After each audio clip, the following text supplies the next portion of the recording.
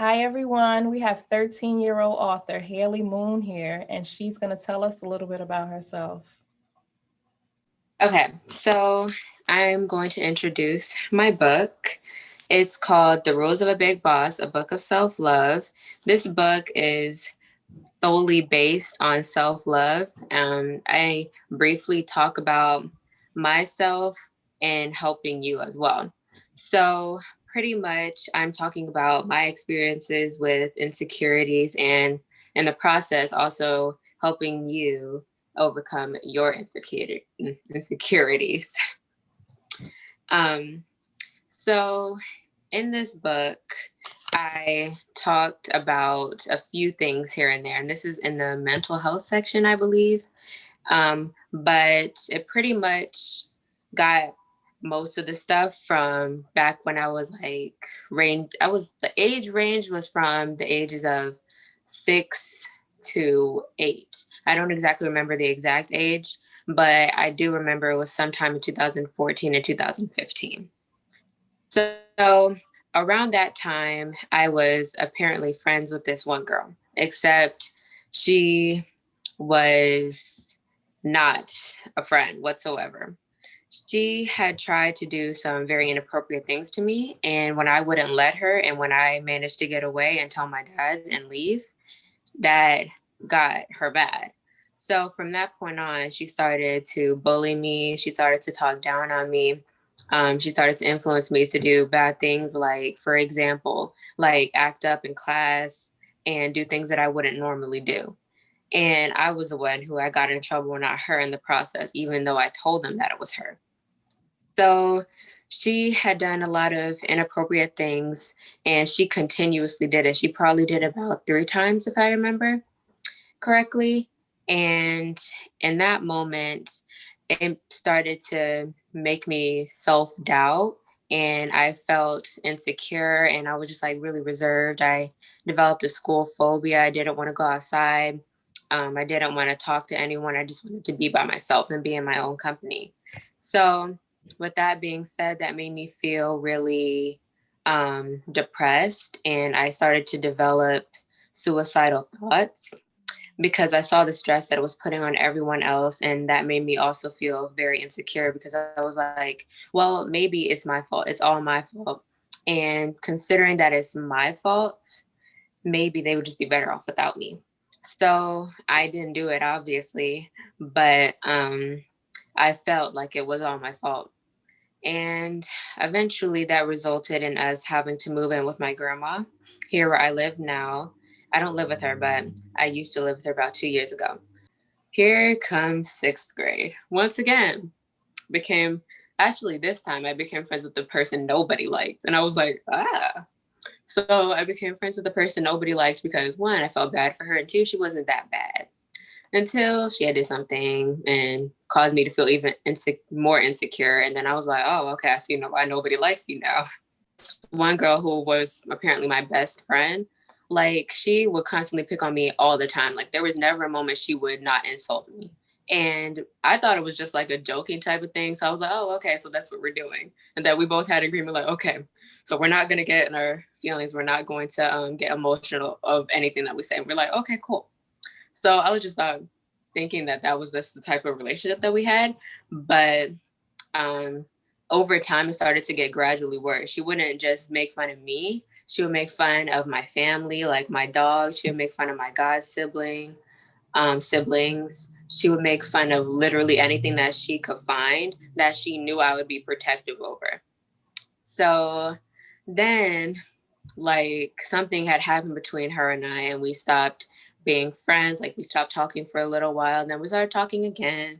And then she was still mad about the situation, and she never got over it. So she tried to push me off the balcony. So, and she did that twice, and she tried to encourage me to kill myself. This was like the second time that somebody has tried to kill me, because the bully that I told you about, she also tried to kill me twice. I feel like that's like a magical number at this point because anytime someone would do something to me, it would always be twice. So not like killing, but in general. So she tried to kill me twice, and then new person tried to kill me twice. And I was like, oh, wow. I didn't even notice that it was like a bad thing until we stopped being friends and I thought about it. I was like, wait, I just realized that it wasn't even a jokey thing. Like, she was dead serious. And I was like, oh. So after I realized that, I wanted nothing to do with her. And she kept harassing me, kept making fun of me, and I just felt even more insecure. And that resulted into like anxiousness. Like, I was like always anxious around her, and mentally and emotionally unstable. So I just couldn't be around anything. I would just like kind of jittery and like really emotional at every single thing. So when that was the case, I was super down. I was super insecure. I would always talk down to myself. I think about, well, maybe their reason that they're acting like this is because of me, because I did this, because I said this, maybe because I'm this way, maybe because I look this way. What about what they said? Maybe what they said is true, and then this is why. And then I would always try to always find a way to put it back on me. So I was just super insecure. So in that time, I realized that in that time when I was just by myself, I stopped talking to people. This was the time where we were just going into quarantine. So like I haven't talked to these people that I was friends with in forever. It doesn't mean we're not friends. We just didn't talk and have anything to talk about anymore. So with that being the case, I took this time to just like pray and just read my Bible and stuff like that. And I would just focus on that. And once I put my focus in that and I started to write down my emotions and stuff, I just started to like just focus on me and what I needed to do instead of worrying about what they have done and what I could have done better. So that's what I focused on. And then once I got to a better place and started to gradually get more confident, that is when I started to focus more on what I could have done better. I was like, okay, so this is what happened in the situation. This is what I could have done better. Okay, so this part that was my fault, and that's something that I do need to take accountability for. So I did. I apologized for everything. And I was like, okay, now that's done. So now that I have apologized for everything that I've done, I am ready to continue. So I kept building myself up instead of worrying about what other people would say to insult me. I worried about some of the things that I could do to uplift me. And while I would take those insults into consideration, I feel like that's something that I love to do is like take those insults into consideration because it's like, why would this even make you think that? And I wouldn't even put that on me. I would put it on them. I would be like, okay, so let me take a look at you. So I would just examine how they act in different situations, and I'll be like, okay, I see why they said this to me now. So I finally started to put it together and piece it that it wasn't my fault. It was more of just them and something that they were going through. And that's something that I did have to figure out by myself. No matter how much people had said it to me, I just had to figure it out by myself. Mhm. So once I figured that out, at the time when I wrote this book, um, like it was during the summer, we were still quarantined, and yeah, the world was pretty much shut down at that point. So when I wrote that book, I wasn't as confident as I am now. I was actually a lot different. I see things a lot different now. I dress a lot different now. And that's because I have more respect for myself and have a lot more confidence in myself than I did then. Then it was more of, I wouldn't say it was artificial, but it was something that I was like, fake it till you make it. I was still in that stage and I was just coming out of it like I was brand new. So when I wrote that book, I was like I was confident, but it was something that could easily be knocked down because I was still fresh out. So the littlest insult, okay, break me down immediately.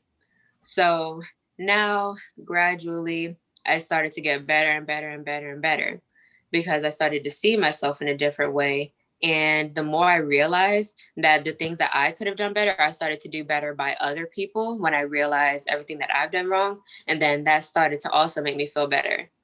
And I realized the more that I got nicer and the more that I stopped being so defensive over everything is the moment that I started to get a lot more compliments. The moment where I started to become the person everybody wanted to be friends with. The moment that I realized that everything that has happened is because I had allowed it to happen. I didn't remove myself from the situation. I just took it all in and just defended instead of actually thinking about the situation. So all of and realizing all of that and realizing that over time and realizing what I needed to do to get myself better, that helped me a great deal. And I wouldn't really say that I really had any help. I did have people did like give me like the things that I needed. Like my dad would like tell me that you have to defend yourself. You can't just let things happen. But at the same time, like you can't go too far. Mhm. Like someone says something to you, you can't be afraid that you're going to hurt them. You have to, because if you have to, you have to. So that's what he had told me. And then he started to give me things to think about. My mom gave me things to think about, and so did my friends. So taking that into consideration, and then from there, that was something that I just needed to take in, and something that I needed to just build off of. Okay. And how did you come up with the title and the cover of the book? Um, for the title, like I was on this girl's Instagram live. The big boss part, she was like, she's one of the people that would, she's like a self-help person. Mhm. And she would like give us, have these like girl talks on her Instagram live. And she would always like give us all of this advice. And she called herself a big boss. And I was like, that would be a good title for a book. So I thought about it, and then I read Amber Rose's book. I got her audiobook, How to Be a Bad, can't say the word, but I listened to that audiobook, and then she had this list of rules that you needed to be like a bad, can't say the word. And I was like, the rules of a big boss. And I was like, because at first I was just gonna write a plain book that had was like in the same style as hers, but I was like, you know what? No, no, I'm gonna do it in the same style, except I'm gonna make each of the rules a different chapter. So after I had decided that, it was kind of just a journal. But as far as the cover goes, with Amazon Publishing, which is a self-publishing thing, with that being involved, they gave you like a list of options that you could choose to put as your book cover. And I was like, this looks unique. This looks pretty. I'm going to do this. Okay. So since I thought it was unique and pretty, that's what I chose. All right. And so you're self-published, right? Yes. Congratulations. Thank you. Did you have to do a lot of research or was it pretty easy? Like for some of the quotes in the book and like, excuse me, the credits, it was pretty difficult because it was really annoying having to go to all of these different sites and bounce from like where I had all of the quotes. I had to look for each and every one of the quotes, put it in this area, find the times, and it was super difficult. It was really annoying. That's like the worst part of the entire thing. So since that was like the hardest part and the worst part, I did not like it whatsoever. It was easy writing the whole thing, but having to like actually put it into like a book type way and Mhm. my help me with the citations and stuff. It was just that was the hardest part. Well, you did it, and congratulations again. Thank you. So, what do you hope readers take away from reading this very inspirational book? Um, I would say it's like maybe three things. So the first thing I want you to like gain from the book is know that you're not alone. And the second thing I want you to gain from this book is hopefully like some information that can help you build yourself up rather than just using everything that I gave you to just keep that, like try to keep building off of that. And then the last thing is at least a little bit more confidence. Okay. Well, I want to let you know that you're beautiful. I hear you. I keep hearing you say, you was hanging with the pretty girls, and I'm like, but you're pretty. You are very pretty. Thank you. I'm sure you're way more confident now, but you're beautiful. Thank you. You're welcome. And tell everyone where they can go to purchase your book.